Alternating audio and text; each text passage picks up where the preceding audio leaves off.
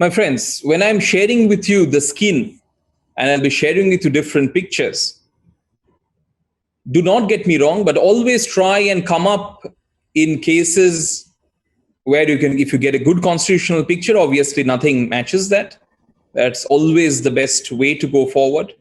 But very many times when you're stuck in those cases, do make a point to look at the skin and try and analyze what you see, because the skin in itself telling you a story. So, my friends, I'd like to share with you one of my first look and diagnose pictures. As you understand, the slum clinic, it's sometimes very short time, but still, if you want to make a good homeopathic prescription, look at the skin. If it's showing you a peculiarity, you can prescribe on the basis of that. If you look at this picture on the top, you can see there's bumps with the acne. There's a lot of acne and there's bumps. And we call that as, in the words of the Materia Medica, cystic acne. As you understand, and I've shared this with you, in my slum clinic, even in my regular clinic, I hardly get the opportunity to open the repertory. My dad, my granddad has always taught me that if you know your 50 polycrest really well, like a mother knows her child, you can always do good homeopathy. So very many times I do not get the opportunity to repertorize the entire case, but trying to find out the peculiarities, trying to find out the essence of the case, the keynotes, and then you can definitely make a good homeopathic prescription. So my friends, I do not like to, those who are joining in and listening to me for the first time, I do not want you to change the way you prescribe. You should not ever do that. But what you can do is, in those cases when you're having failures, you can put this Calcutta hat on and try prescribing on what you see. So coming back to this case, cystic acne. And the patient is telling me, I pressed this cystic acne, and what comes out is a thick, yellow, lumpy discharge. It's almost, the lump is like a toothpaste. So that kind of a thick, lumpy discharge. And that's very, very classical, my friends, of Calcaria sulph. So whenever any Materia Medica you open it, you'll find it's mentioned cystic acne, cystic discharge, cystic swellings. And what comes out from those cystic swellings is a thick discharge, is a yellow, lumpy discharge. Very many times the patients would not tell you it's a yellow discharge, but they may tell you it's a creamy discharge. But the consistency is important. It's a lumpy consistency, which characterizes Calcaria sulph. And Calcaria sulph will help you in those cases of cystic acne, where you have this kind of thick, lumpy yellow discharges with this kind of cystic swelling. Now, very many times, my friends, when you come across thick yellow discharge, you'll always think of another remedy, Kelai sulph. Kelly sulph has also got thick yellow discharges. But again, trying to do comparative Materia Medica, trying to share with you from my understanding of comparative Materia Medica, whenever you come across cases where there is mucus discharges, which is thick and yellow, that's Calcaria sulph. So you have a sinusitis, which is having a thick yellow discharge, Kelly sulph. When you have a nasal discharge or an expectoration, which is thick and yellow, that can be Kelly sulph, Kelai sulph, K-A-L-I.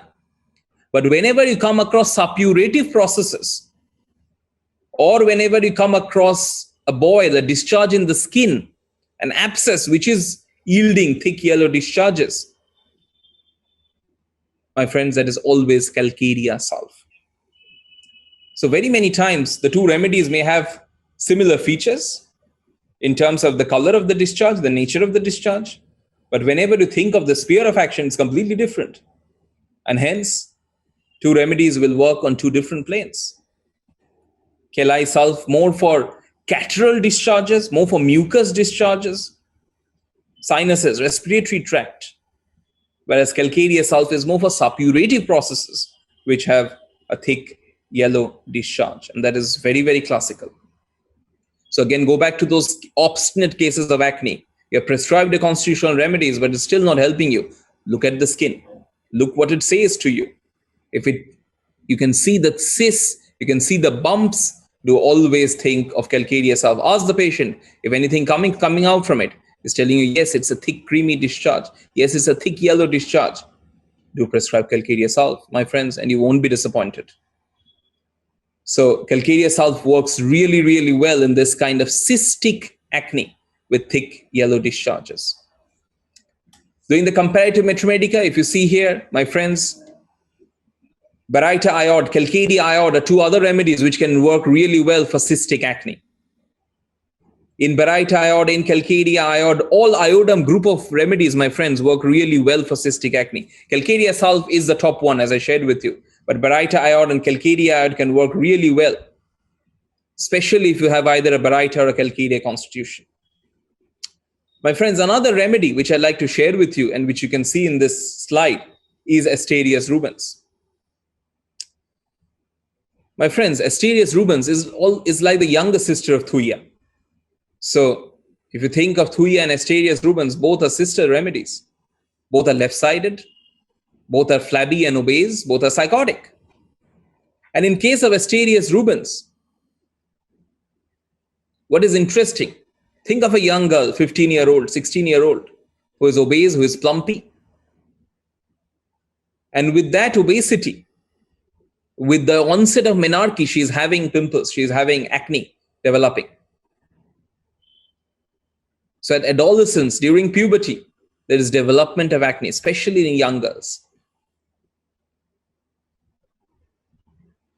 My friends, again, another aspect which I'd like to share with you is, I'm sure all of you are practitioners, and believe me or not, and I'm sure you'll agree with me, that all of us do have our favorite set of remedies, including me.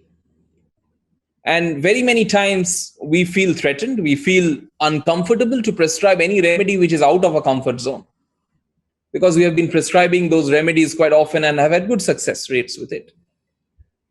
But very many times, think of those cases of acne in a young girl, in a plumpy, obese 15-year-old where you have prescribed Calcarea cup, or you prescribe a pulsatilla, or you prescribe a graphitis for acne. It has helped with other features, but the acne is unfortunately stands still. And in very many of those cases, my friends, put a note wherever you have notes for calc, wherever you have notes for graphitis, wherever you have notes for thyroidinum, or wherever you have notes for pulsatilla. And in those young adolescent girls, when your well-selected remedies have failed for acne, you can think of Asterias rubens. And in that way, you can incorporate this wonderful remedy in your practice. If you look in Borica's Materia Medica under the face or skin section, you'll see it's mentioned, pimples at adolescence. Unfortunately, many of us don't prescribe it. But I've had very good success. Again, the remedies or the clinical tips which I'm sharing with you, it's not my success story, but what I've learned over the last 100 years, and my family has shared that with me. So I'm sure those will help you in those cases where having failures. So pimples at adolescence, acne at adolescence, in young, obese, plumpy girls, in those 2-year constitutions, where you have prescribed the constitutional remedies like calc, like pulse, like graphitis, but still there is not yielding any results, try Asterias rubens. And it will really, really help you. My friends, coming back to this picture, I shared with you the cystic acne. But if you look at the bottom picture, another factor which you can notice in the look and diagnose is there's a lot of pits or scarring left by the acne. And especially if you think of young boys, 16-year-old, 17-year-old boys who had a lot of acne, perhaps the acne has healed with your constitutional remedies, but it has made the face really rough with a lot of scarring, especially in teenage boys. My friends, I want you to try calibromatum. Young boys with acne, with a lot of scarring which is left by the acne. And especially why I'm saying young boys, because they may have a tendency for excessive masturbation. There's a line in Allen's keynotes, young acne with scarring in persons of gross habits.